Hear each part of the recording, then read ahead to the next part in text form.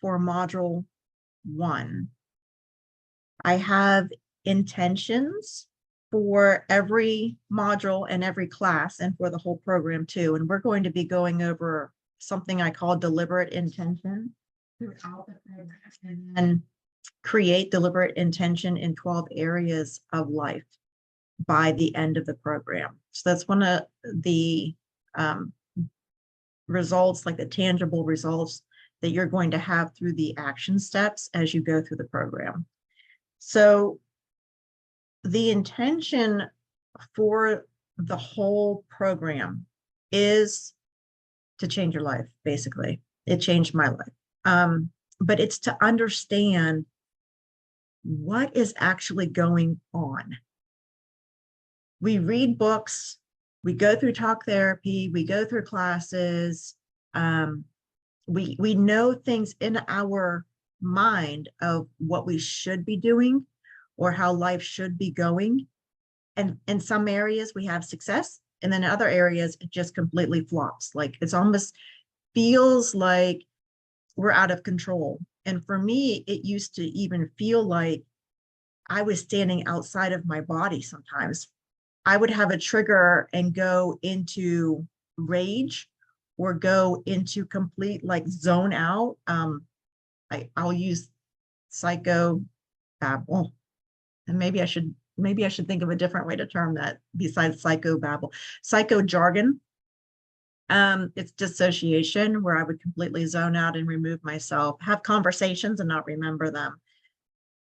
And they were in areas where I couldn't catch myself with the trigger to stop the knee-jerk reaction. And I would even sometimes see myself outside of the situation going, I see what's happening and what I'm doing, and I can't stop myself. So through a long process of my own therapy, grad school and counseling, and then internal family systems is actually what cured it or healed it. But basically it's understanding why it happens. There's nothing wrong with us. We're not broken. We don't need to be fixed. We just need to understand the human instinctual survival brain, which is the subconscious. So the underlying reasons of conscious external life, our reality, is being driven by autopilot on the inside in the subconscious mind. 90 to 95% of our life is driven on autopilot, which is the subconscious mind. So the intention for the program is to become fully aware in the present moment and be able to slow things down, turn attention inward, use specific techniques to acknowledge and pay attention to the parts of us inside that will then begin to process buried core beliefs, buried core wounds within our system, which will then dissipate and eliminate the triggers from happening in the first place. 98% of my triggers are gone. I have been doing this for a few years, but even after my initial process of internal family systems therapy with my own practitioner, within 9 months, 90% of my triggers were gone. And in the beginning, I couldn't even watch regular television. I couldn't see commercials come on because there would be certain commercials that would trigger me into it's a nervous system dysregulation is what it is. It's fight, flight, or freeze response. But all that is a nervous system dysregulation in our electrical system in our body. So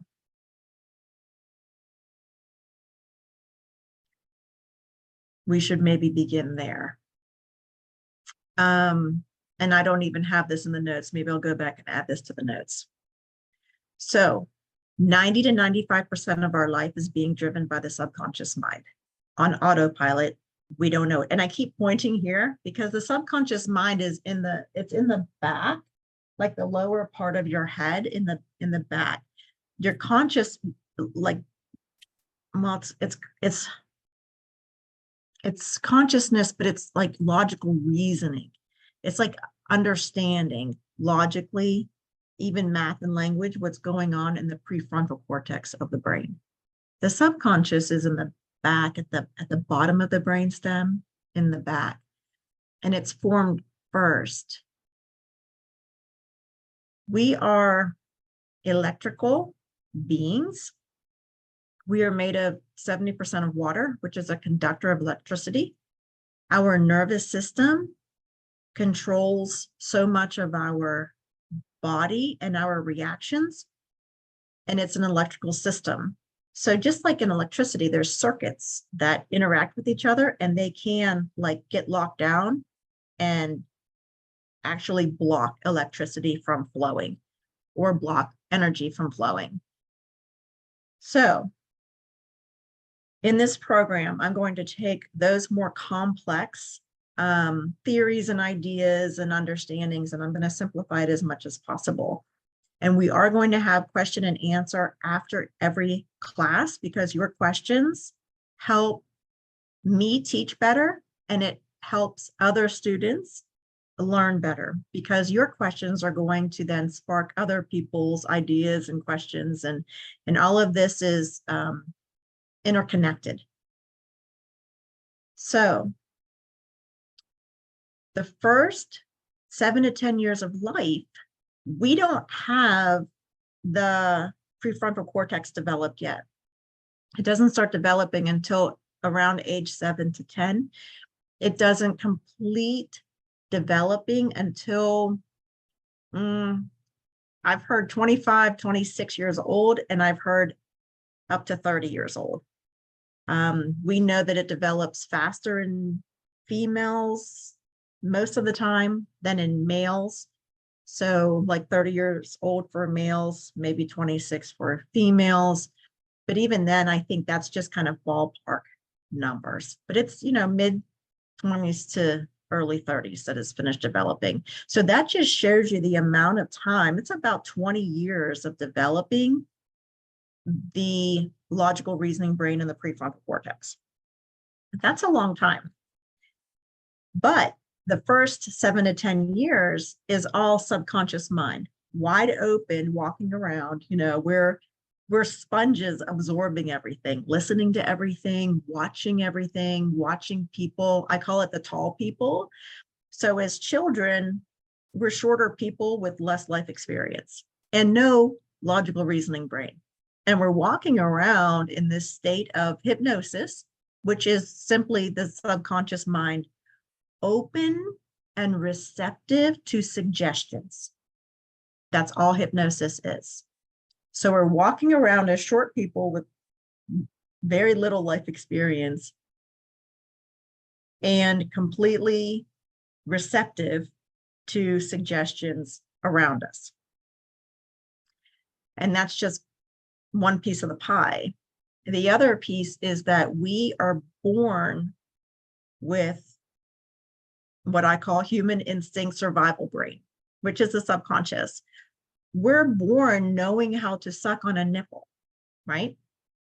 We're born knowing to cry in response to a need that we have. We're crying as a baby, not to an emotion, but to a need that needs to be met. That's important. Kind of put that in the back of your mind for a second.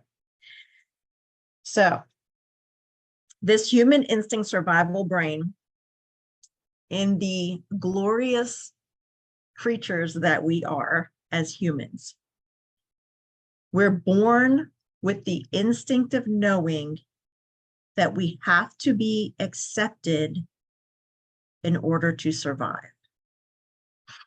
We know instinctually that we are not like a colt being born from its mom that, you know, rests for a second on the ground, then gets up on its wobbly legs and starts trotting through the meadow, right? Humans know we need our primary caregivers in order to survive. We are completely defenseless.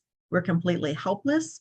We cannot get food or shelter in any way for quite a few years. We're born instinctually knowing that. So the subconscious mind has this basic instinct survival goal of acceptance.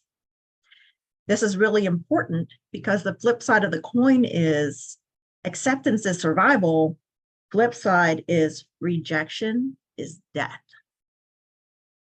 How heavy is that, right? It's death, which means as short people with no life experience and no logical reasoning brain running around, as soon as anything happens that causes the emotional overwhelm, we're yelled at, we're punished, we don't understand why.